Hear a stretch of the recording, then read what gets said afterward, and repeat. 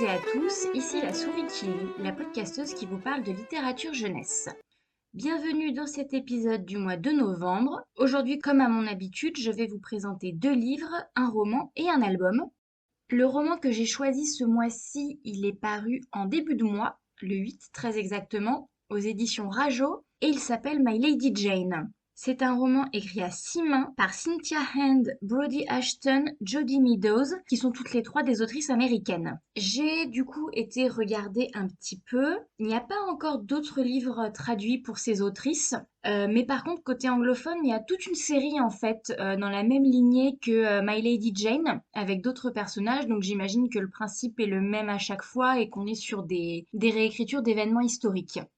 Dans le cas présent, on est sur effectivement un roman historique auquel ont été inclus des éléments de fantaisie et qui est en fait quasiment une uchronie. Une uchronie, c'est quand on réécrit l'histoire, qu'on change un pan de l'histoire en fait. Par exemple, qu'est-ce qui se serait passé si Hitler avait gagné la Seconde Guerre mondiale, ce genre de choses. Donc non seulement on change l'histoire parce que là on y rajoute une dimension magique, mais il y a également une modification aussi de l'histoire telle qu'on la connaît. Et du coup, une fois n'est pas coutume, je vais débuter par un point histoire, parce que ce livre, en fait, il se concentre sur un événement très précis de l'histoire anglaise, de l'histoire de la dynastie des Tudors, que pour le coup, personnellement, je connaissais pas du tout ce détail-là, alors que c'est vrai que l'histoire des Tudors, je pense que tout le monde la connaît un petit peu, il y a quelques personnages très hauts en couleur qui sont devenus extrêmement célèbres. Et du coup, pour commencer, cette fameuse Lady Jane, qui est donc Lady Jane Grey, je vais vous la présenter d'un point de vue historique. On est donc en Angleterre, on est au XVIe siècle, c'est la dynastie des Tudors qui règne. C'est une toute petite dynastie en fait, les Tudors, ça j'étais super étonnée. C'est juste Henri VII, Henri VIII et puis les 3 enfants d'Henri VIII. Et puis ensuite en fait c'est terminé, on bascule sur la dynastie des Stuarts. Henri VIII, il est quand même pas mal connu, notamment, pas seulement, mais pour ses 6 femmes, qui ont eu toutes les 6 des destins quand même plutôt tragiques. 2 d'entre elles ont été décapitées, 2 ont été répudiées, il y en a une qui est morte en couche, et il y a juste la dernière qui a réussi à lui survivre. Et du coup, il a eu 3 enfants légitimes, avec 3 de ses épouses, et c'est eux les personnages centraux de l'histoire dont on va parler aujourd'hui. La première fille d'Henri VIII, elle s'appelle Marie. C'est la fille de Catherine d'Aragon. Elle est plus connue dans l'histoire pour son surnom de Bloody Mary. Ensuite, il y a une fille cadette qui s'appelle Élisabeth, qui est la fille d'Anne Boleyn et qui est devenue Élisabeth Ière. Là, pour le coup, vous la connaissez tous, c'est un des plus grands monarques d'Angleterre, c'est la période de l'ère élisabéthaine. Et ensuite, un fils, Édouard, futur Édouard VI, qui est le fils de Jane Seymour, qui est sa 3e femme et qui est celle qui est morte en couche. Et juste pour les citer, je vous donne le nom des 3 autres épouses qui ont suivi, Anne de Clèves, Catherine Howard et Catherine Parr. N'hésitez pas à aller jeter un œil si vous connaissez pas l'histoire d'Henri VIII, de ses mariages, de son règne, c'est assez fascinant. Et si ça vous intéresse, je vous conseille de jeter un œil à l'excellente série The Tudors, qui est très intéressante, avec un casting 5 étoiles. Donc le 3e enfant en termes d'âge, c'est le garçon, c'est Édouard, et qui va finalement régner le premier, car c'est donc l'héritier masculin. Mais il ne va pas régner longtemps, il est très très jeune lorsqu'il monte sur le trône, et il est également très très jeune lorsqu'il meurt, puisqu'il a autour de 16 ans. Là, je vais vous faire la version un petit peu rapide. Marie et Élisabeth, dans un premier temps, elles avaient été évincées de la succession par leur père, avant d'être finalement réhabilitées par ce dernier. Mais quand on arrive à la fin du règne d'Édouard, le problème pour lui et pour ses conseillers, c'est que du coup, la personne qui doit venir après lui, c'est Marie. Et Marie, c'est une catholique fervente et convaincue, alors qu'on est désormais dans un pays devenu protestant, sous l'impulsion d'Henri VIII, parce qu'en fait, Henri VIII, il a pris la décision de rompre avec le pape, pour pouvoir divorcer de la mère de Marie et pour pouvoir épouser la mère d'Élisabeth. C'est un imbroglio assez costaud, mais tout ça pour dire que Édouard va tenter d'évincer sa demi-sœur de la succession. Et c'est là qu'entre en scène le personnage de Jane Grey. Entrée très brève, vous allez le voir. Jane, c'est une cousine d'Édouard, Élisabeth et Marie, et Édouard décide de la nommer héritière au détriment de sa demi-sœur. Sauf que Marie, elle n'est pas tout à fait d'accord, elle a déjà des soutiens, elle a anticipé en fait sa montée sur le trône, elle a une armée derrière elle, et elle va prendre le pouvoir, elle va déposer Jane Grey et elle va récupérer la couronne. Ce qui fait que notre Jane, en fait, elle a régné en tout et pour tout 9 jours. Elle est connue en Angleterre comme la Nine Days Queen, donc la reine des 9 jours. Elle se fait emprisonner par Marie qui envisage d'abord de l'épargner et puis qui va finir par l'exécuter. Et le point de départ de ce roman, eh bien, il est là. Édouard, il a 15 ans, il règne et il est malade. Il sait qu'il va mourir, il le sent, c'est assez évident, il est en train de dépérir très rapidement. Il n'est pas marié, donc il n'a pas d'héritier, et donc la question de la succession se pose un petit peu. C'est là que les éléments fantaisy que j'ai mentionnés au début vont prendre leur importance. Dans ce roman, pour le coup, il n'y a pas de conflit religieux. C'est une thématique qui n'est pas du tout abordée. Les autrices, elles ont choisi de passer par un biais métaphorique, et l'Angleterre est divisée d'une autre manière. On a toute une partie de la population qui a la capacité de se transformer en animaux. On les appelle des Hédianes. Alors, je vous garantis pas tout à fait la prononciation. Il y avait des indications phonétiques, mais moi, le phonétique, je ne sais pas le lire. Donc, voilà, c'est comme ça que je l'ai interprété. Je dirais Hédiane. Ils ont été traqués pendant de nombreuses années par les non-Hédianes, qui s'appellent les authentiques.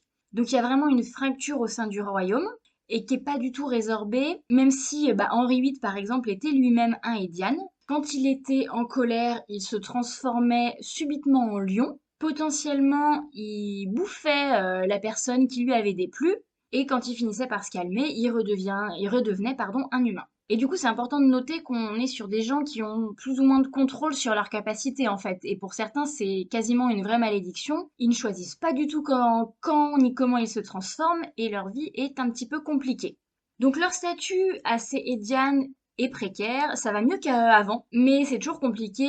Ils pâtissent notamment de la mauvaise réputation d'une partie d'entre eux, qui s'appelle la Meute, qui est un groupe sanguinaire en fait qui attaque des villages, des paysans. Et du coup, le pays est divisé. Édouard, il est fragile, il est malade, et son conseiller, Lord Dudley, prépare la succession. Or, Marie sur le trône, ça va poser problème, car Marie, c'est une authentique pure et dure. Édouard, il est assez sensible à la cause des Dianes, tout en restant un monarque qui est pas très investi, pas très éclairé, pas très concerné par la gouvernance du pays, hein. Il signe les ordonnances qu'on lui demande de signer, mais il est quand même assez détaché de la réalité de la vie en Angleterre, du sort des Anglais, voilà.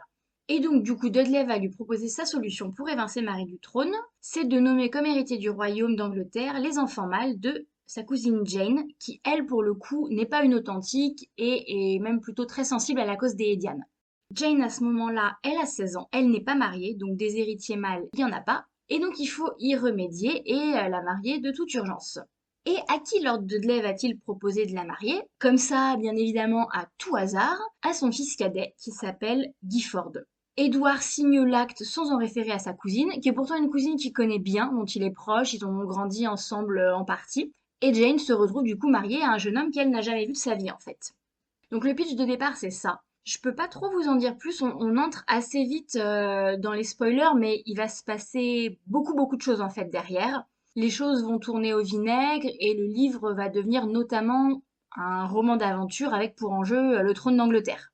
C'est un livre qui a été écrit du coup à 6 mains parce que en fait on a trois personnages principaux en alternance, donc chapitre par chapitre, qui sont Jane, Edward et Gifford. Donc j'imagine que chacune des autrices en fait s'est vue attribuer un personnage et que chacune a écrit un chapitre en alternance et que c'est comme ça qu'elles ont construit l'histoire. Ces trois personnages, ils sont très attachants, ils sont très ados en fait. C'est très rigolo. Edward au début par exemple, ce qui l'angoisse terriblement, notamment à l'idée de mourir incessamment sous peu, en fait, c'est de mourir sans avoir embrassé une fille ni connu l'amour. Voilà, donc c'est assez mignon. Jane et Gifford vont former un duo qui est très chouette ensemble. À la base, ils ne se connaissent pas du tout, c'est vraiment un mariage arrangé. Ils ont tous les deux des a priori sur l'autre. Jane, elle est contrariée parce que Gifford, il a une réputation d'homme à femme en fait. Et Gifford, il est un peu dubitatif parce que Jane, elle a une réputation qui pour le coup n'est pas qu'une réputation, c'est un fait. Jane, c'est un rat de bibliothèque, toujours en train de lire.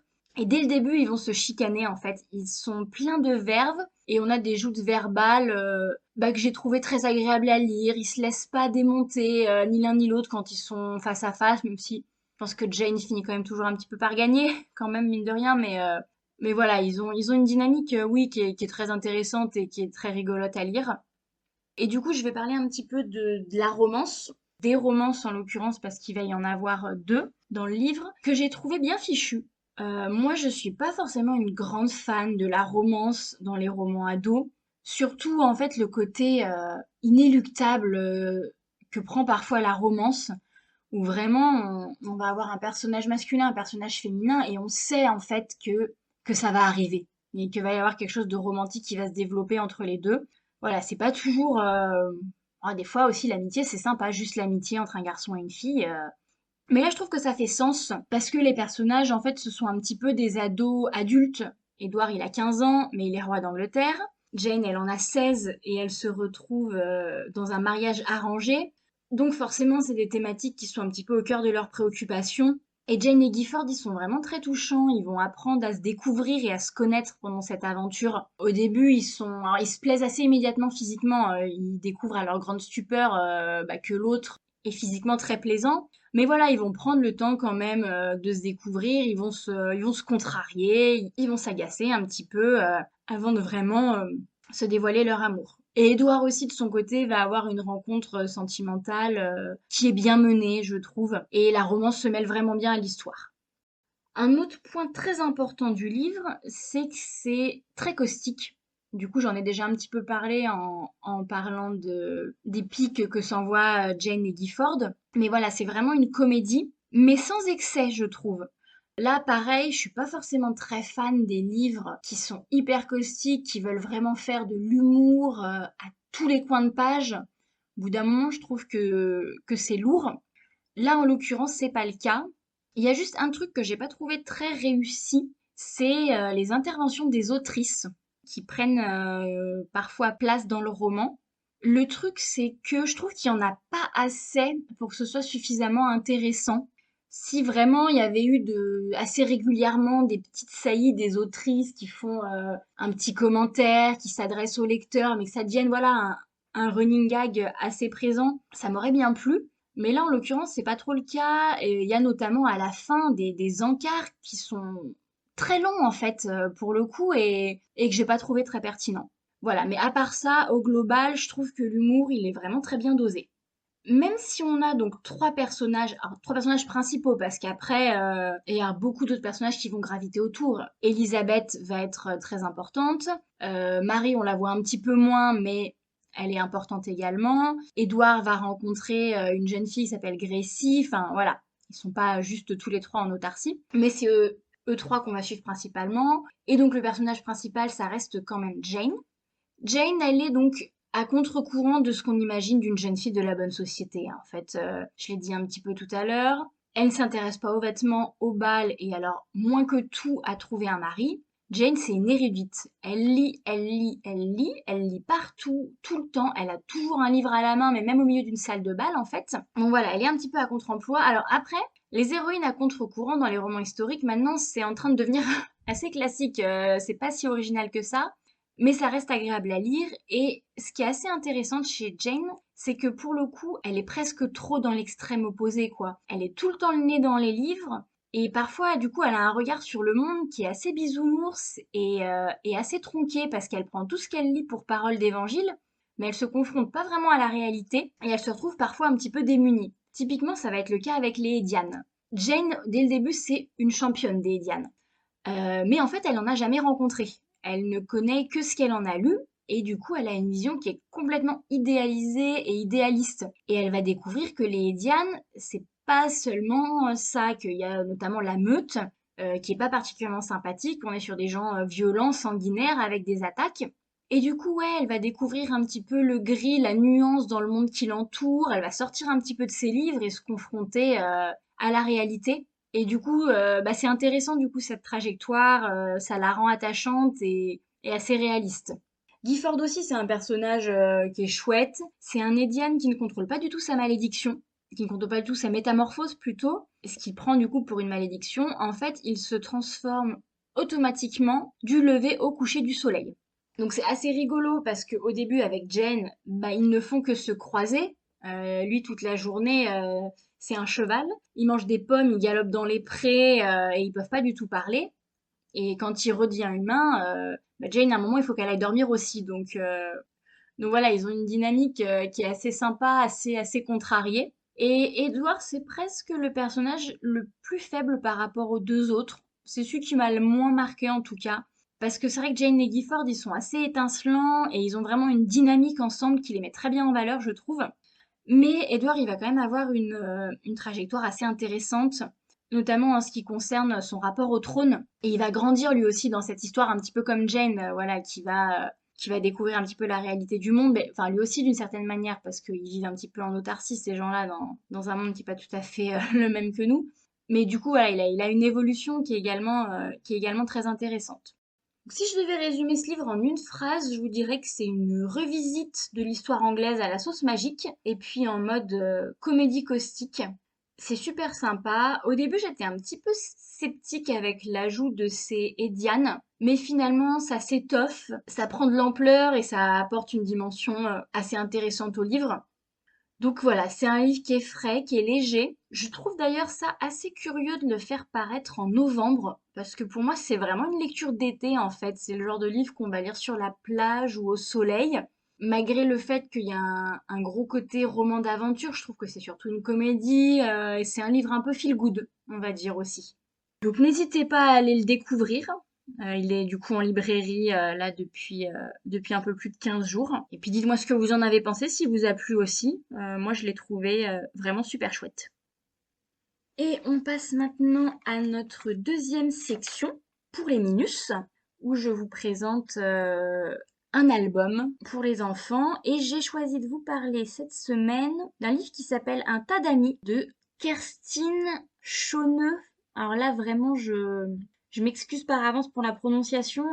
C'est une autrice qui est allemande et je n'ai aucune notion d'allemand. Livre qui est paru au mois de mai aux éditions Mine Édition pour les enfants de 3-4 ans. Parce que c'est un album qui a pas trop de texte, qui est assez visuel. Donc le concept, c'est que vous avez un petit pingouin qui est tout tristoun parce qu'il voudrait voler, il voudrait être avec les nuages et donc il ne peut pas. Et tous ses copains, les animaux, vont se regrouper pour l'aider. Donc en fait, c'est un livre qui est en longueur, un format à l'italienne, c'est-à-dire à l'horizontale. Donc l'histoire commence comme ça, et ensuite en fait vous allez le basculer en format vertical, et la double page va n'avoir plus qu'une unité, et vous allez voir en fait les animaux qui s'empilent les uns sur les autres. Et ce qui est très rigolo, c'est qu'ils s'y prennent très très mal. Donc ils mettent tout en bas le hérisson, avec le lapin assis sur son dos, donc qui a les fesses toutes rouges et qui a l'air de souffrir le martyr. La girafe se retrouve la tête à l'envers, l'éléphant est, je crois, quasiment tout en haut. Donc encore une fois, une logique démentielle. Et puis, du coup, tout au-dessus, tout en haut de cette pile, va monter le petit pingouin qui va donc se retrouver au milieu des nuages et qui est tout content. Voilà, donc c'est tout mignon et c'est très rigolo. Il y a des petits détails au milieu des pages qui sont assez sympas. C'est un album tout choupinou pour les petits. Eh bien, merci à tous de m'avoir suivi. C'est déjà la fin de cet épisode. J'espère que l'épisode vous a plu, que les livres vous auront intéressé, ça vous a donné envie d'aller les découvrir. Moi, c'était un plaisir de discuter avec vous, entre guillemets. Comme d'habitude, n'hésitez pas à laisser vos retours, vos commentaires, soit sur les lectures dont je vous ai parlé, sur le contenu, et plus après, si vous avez des avis, des suggestions, plus au niveau de la construction du podcast, allez-y. Je suis à l'écoute, je prends vraiment tous les commentaires que vous pourriez avoir.